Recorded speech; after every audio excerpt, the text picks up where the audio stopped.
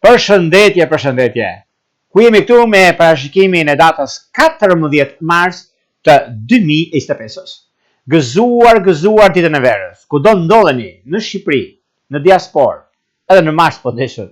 Gëzuar gjithë shqiptarët kudo ndodhen. Tani, flasim për këtë ditë, në fakt një ditë e shënuar për shumë gjëra, por e veçantë në llojin e vet. Kemi pikërisht data 14. Bëhet fjalë për eklipsin e parë të këtij viti, ku është një eklips i vështirë dhe ngadonjëherë i pamëshirshëm në ndikimet dhe ndryshimet që ndodhin. Duket se ky është një eklips hënor të boshet virgjëre shpesh, me Uranin që merr pjesë në këtë kënd pozitiv me 3 këndësh në kundërshtim me Saturnin dhe Neptunin. Që ndodhet tek Peshqit, studimtari i eklipsit është Mërkuri, i cili përgatitet të kthehet në retrograd. Energjia e virgjëreshës nxjerr në pa fushat që ka nevojë për rregullime, ndryshime, vendime në sektore të ndryshme të punës apo të karrierës.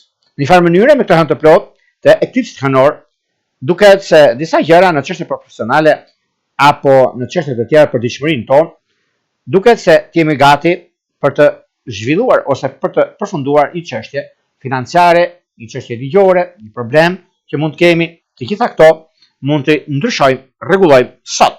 Ashtu siç edhe eklipsi i hënës së plot dhe mund të krijojë disa pak strese në çështjet e punës së karrierës, por zakonisht eklipsi hënor i hënës së plot do të thotë që krijon disa fenomene në nivele meteorologjike, geofizike, paqëndrueshmëri apo gjëra të natyre, por pak vëmendje duhet bëjnë binjakët, virgjëreshat, shigjetarët, peshqit të 10 ditëqit të tretë, ose ata që kanë planetë në këto shenja.